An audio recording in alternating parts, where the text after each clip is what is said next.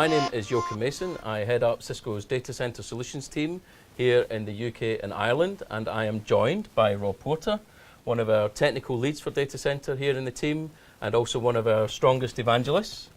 The area that we wanted to cover is focused really on the main, the disruption that you, our customers, are facing by the different demands on you. We talked in the past about the role of applications and the need for continuing innovation and innovation at pace.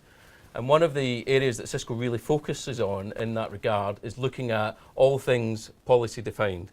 And in this context, looking at how that then affects things from a microservices and a containers perspective.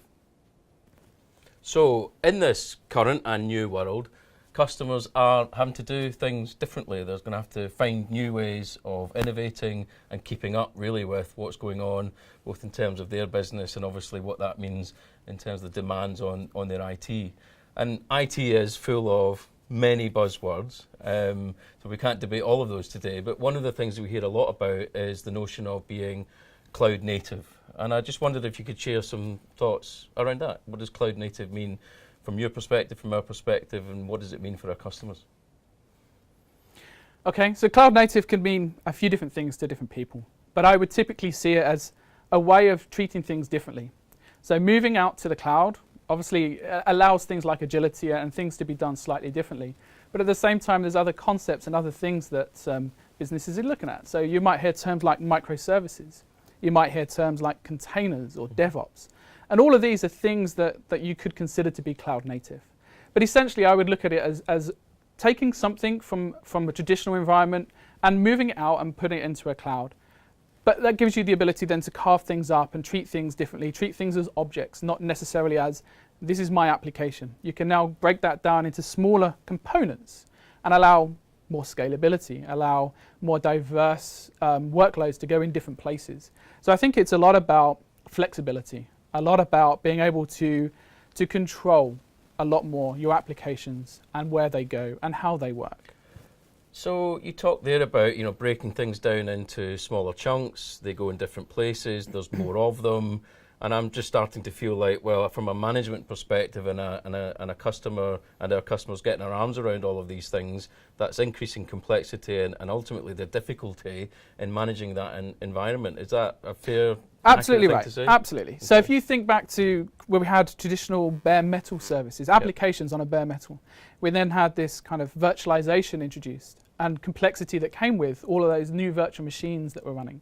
We've now got the same complexity being added again, and in some cases more so. So you've got bare metal, virtualization on top, and then containers on top of that. So yeah, we are just adding to the complexity that's already there multiple times over. So it doesn't get any easier, just gets more complex to manage. So you talked about the growing complexity of higher volume of smaller things all happening in different places, which to me sounds like a growing management headache. I also feel like it's our responsibility to really get our arms around that and simplify that wherever possible for our customers. Can you give us an idea of some of the options available to them? Yeah, so you're absolutely right. The more things you've got, the harder it's going to be to manage and control all of those. And that's where I think the whole policy model, the whole concept of policy comes into play. Because as soon as we can start to separate the what from the where, then that is where policy can really play a part. And we've gone a long way in terms of that policy model with things like application-centric infrastructure, ACI, so where we can define a policy. We're not defining the ins and outs of networking and having to understand how all of those components necessarily work together. What we have defined is a policy about how we'd like things to work and how we expect things to work. And then we're letting the infrastructure take care of, well, what does that actually translate to and how does all of that work underneath the covers?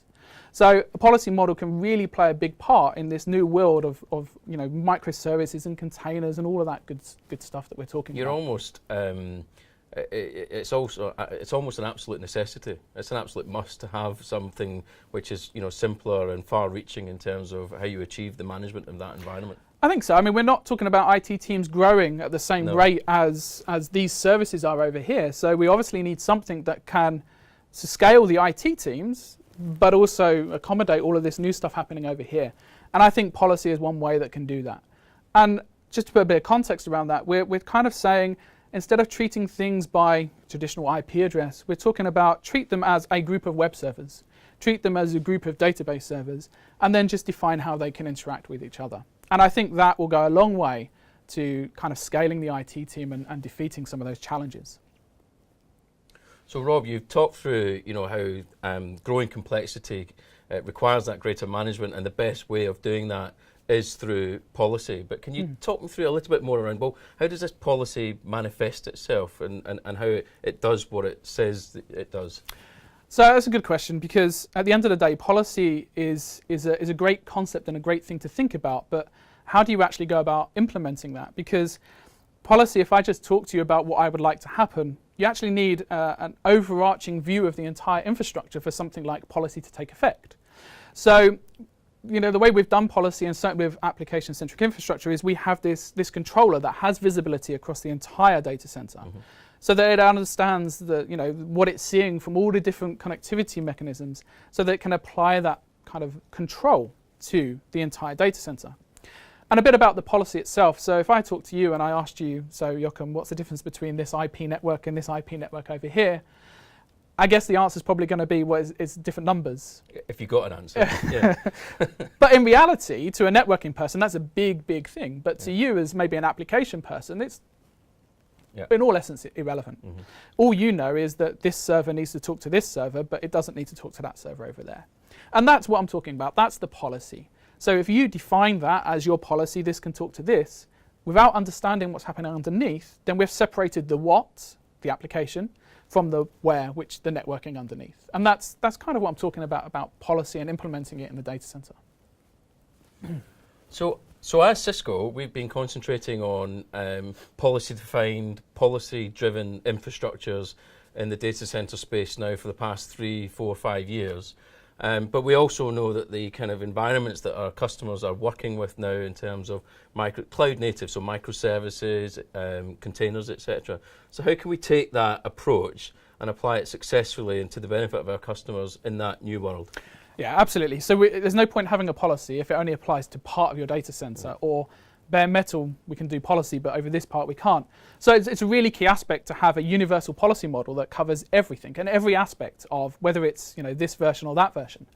So we have invested in a container-based switching implementation, which will actually enforce that policy as well. So once we define that policy for our data center, it doesn't really matter whether it's virtualized, bare metal, or containers. We can actually absorb that same policy model across the entire data center. So you're sort of abstracting that, different infrastructures, types of workloads, and et cetera, and just lifting that upper layer. And that's the whole goal of policy. Right. Take away the detail and the underlying knowledge. People still need that, but the whole concept of policy model is abstract it away from there. And that's allowing our customers, because often we talk about them having to do more than one type of thing, right? They've got more than one type of application and workload, and more than one type of infrastructure or environment, infrastructure environment. And this is really about saying, well, it doesn't really matter. You can choose the one that's right for you. You can have that, whether you call it mode 2 or whatever your phrase is, but that cloud native, web scale kind of environment, you can allow that innovation to flourish. And actually, you don't really need to worry about where it's actually physically sitting. Absolutely. Why have one policy model that you do for this part and have to have something different that you manage this part over here? Keep it all under the same umbrella, same management platform, same policy model. That's the way that we're trying to structure our data center moving forward. Thanks, Rob. So can we talk a little bit more about that policy model within that cloud native environment? Is there something that our customers can access or avail themselves of today that really just help them move forward in that kind of initiative? So not so long ago we released a product called Contiv. Right. Quite unique way. It's open source. It's in GitHub. People can go and download it. They can implement it themselves, and it will work with any scheduler, any kind of container-based scheduler that's out there. You can install this, and we get full kind of Cisco networking inside the container scheduler, inside the container. So that actually means that we could give a network address to a container, which I think in the kind of scale of things that we're talking about here, giving network operations actual visibility of a container running on the network is a key thing.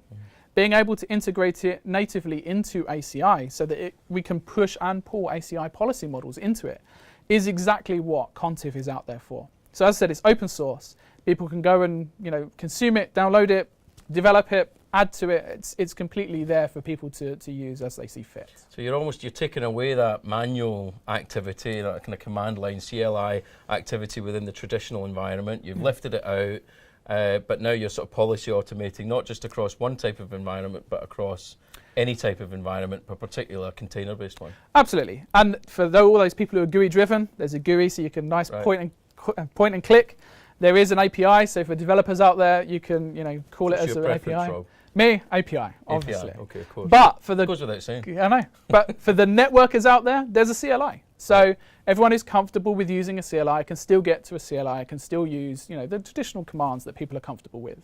Okay, so everyone's needs are catered for. Hopefully so, yes. That sounds great. So we have customers of all shapes and sizes watching this, but who specifically would this kind of capability be relevant to? So it's a good question. I think if we break it down a little bit, so if we take test and dev as a good use case, I think one of the main things that they're interested in is, let me run my code. Again, to the point, don't necessarily need to understand the ins and outs of how things are working. Just let me run my code, test it, and then go back and develop it further. So to them, it might not be so obvious that it's running. But to the network operations team, it's all about visibility and control and traditional networking.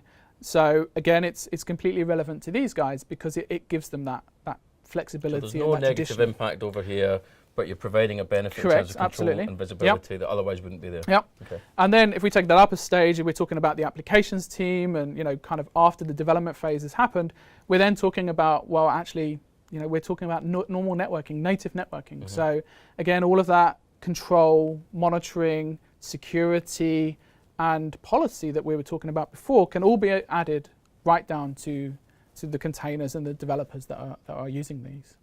And we often talk about, and this is maybe slightly marketing, but things happening at the speed of business, and in some instances, networking has been one of the last bastions of doing things how we've always done them, and obviously that's really started to change over the last 3 or 4 years. But in this scenario, then, are we really saying that that's no longer the case, and network, along with everything else, can now really scale at that at that exponential rate that applications and IT require? Yeah, absolutely. And it's about trying to get the teams to work together. And this tool, as well as the policy model, ensures that security, networking, developers, test dev, they're all working together because they all need to communicate to make these things scalable, policy-driven, flexible, agile, and everything else that we've talked about.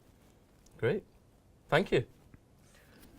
Well, thanks, Rob, and thanks for your time. Could you covered a lot of areas, so could you try and just summarise for the people watching the key aspects of what you talked about? Okay, so I think the main thing that we touched on and we've talked about is all about this policy-driven element.